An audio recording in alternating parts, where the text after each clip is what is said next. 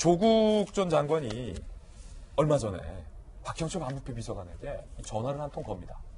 검찰은 어제 심리 과정에서 조 전 장관이 최근에 이 박형철에게 건 전화가 증거 인멸의 행위다라고 주장을 했는데 법원은 받아들이지 않았습니다. 어떤 전화 내용이었을까요? 함께 보시죠. 조 전 장관 참 전화 많이 걸어요. 본인 방배동 자택 압수수색할 때도 전화 바꿔줬죠, 정경심. 나 법무부 장관입니다. 조국입니다. 자, 뭐 어쨌든 이번에도 전화 걸었어요.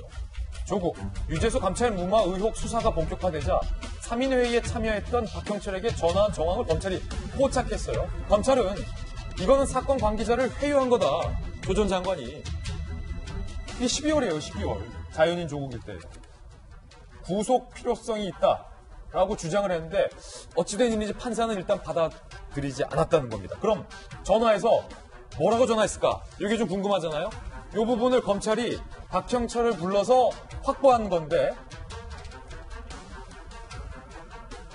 2017년 12월 초쯤 백원호와 함께 유재수 감찰 중지를 결정하지 않았냐 라고 조 전 장관이 확인을 하는 동의를 물었어요. 박형철 비서관 내가 결정하고 회의한 게 아니라 내가 결정하기 전에 뭐 백원호 등과 함께 결정하지 않았느냐. 왜냐하면 지금 백원호 비서관이 조 전 장관이 결정하고 나서 우리와 회의했다라고 진술을 조 전 장관과 달리했기 때문에 이 부분에 동의를 구하려고 전화를 했던 것 같아요. 그러자 박형철 비서관이 아닌데요. 제 기억과는 다른데요. 라고 답변했다는 겁니다. 김영주 의원님, 이거 어떻게 봐야 됩니까? 사실은 이제 세 사람의 입장이 조금씩 다르죠. 네. 그러니까 실제로 조국 장관은 여러 가지 박형철, 백은우가 여러 가지 신문으로부터 여러 가지 압박성이 왔고 그럼에도 불구하고 나는 세 차례, 네 차례 이어서 그런 압박에도 불구하고 조사를 마무리했다. 그리고 마무리하면서 세 사람 같이 합의해서 결정했다라고 얘기를 하는 거고 박형철 비서관은 조 장관이 전화를 많이 받아서 그만두라고 얘기를 했다. 백은우는 어떻게 얘기합니까? 이미 우리가 얘기했을 때는 끝난 상태였다. 서로 다릅니다. 이제 그런 측면에서 사실은 이거는 굉장히 어려운 말하자면 진흙파 싸움하고 대질신문으로 가야 되는 상으로 가야 된다라고 보여지는 거고요. 사실 그런 의미에서 아까 김병민 박사 얘기한 대로 가장 무겁게 이제 혐의가 되는 사람이 백은우 비서관이 되는 셈이 됩니다. 사실은 박형철하고 조국과의 관계는 팩트 체크만 하면 되는 상황이 돼버렸고 실제로 친노와 친문이 박형철 비서관한테 전화해서 이래라 저래라 할 것 같지는 않습니다. 그런데 어떤 의미에서는 박형철 비서관이 가장 합리적으로 객관적으로 얘기할 가능성이 많기 때문에 이것은 쟁점이 될 가능성이 높다 저는 그렇게 봅니다. 그렇군요. 김 장관님, 결국은 검찰이 주장하는 건 이거예요. 조국 전 장관이 10월 말, 11월 초에 전화 걸었다는 거예요. 박형철에게. 동의를 구했다는 건데 이게 뭔가를 회유하라는 거다. 네.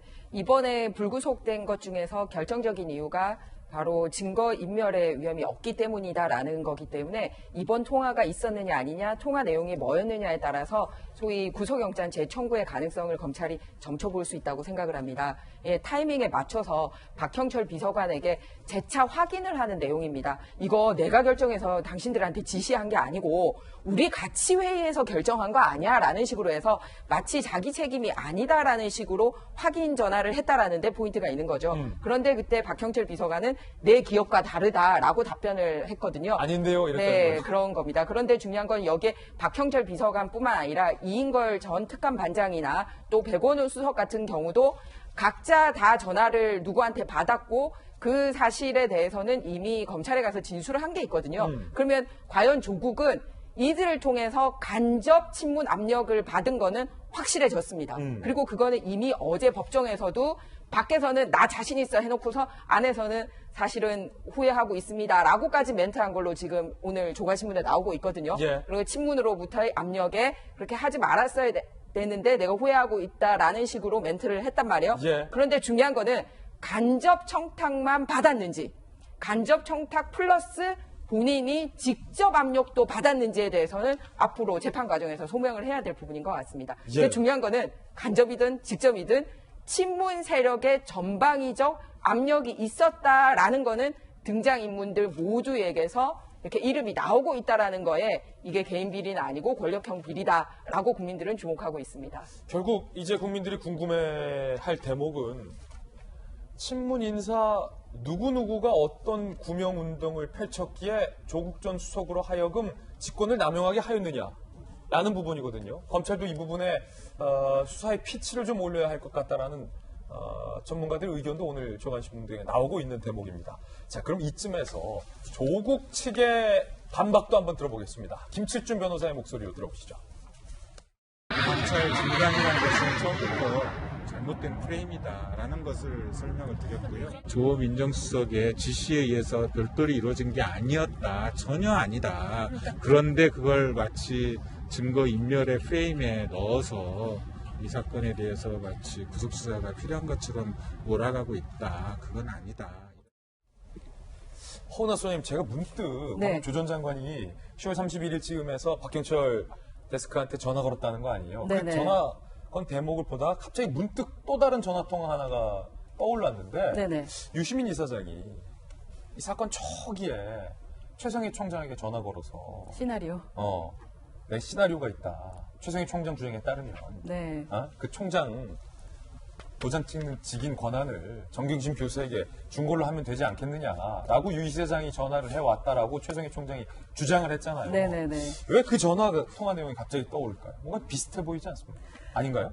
그러니까 뭔가 이게 움직이려면 같이 움직여야 되잖아요. 그래야지 언론의 주목도 받고 자신의 말에 힘을 얻기 때문일 겁니다. 저는 또 그런 생각도 들더라고요. 왜 24일에도 부인을 보러 갔을까? 조국 전 수석이. 알고 봤더니 아까 말했던 우리는 같이 이게 구속되어 있으면 안 된다라는 그런 가족의 심리까지 느끼게 하기 위해서. 그러니까 이 부분들은 보여지는 사람, 우리가 그건 좀 배워야 됩니다.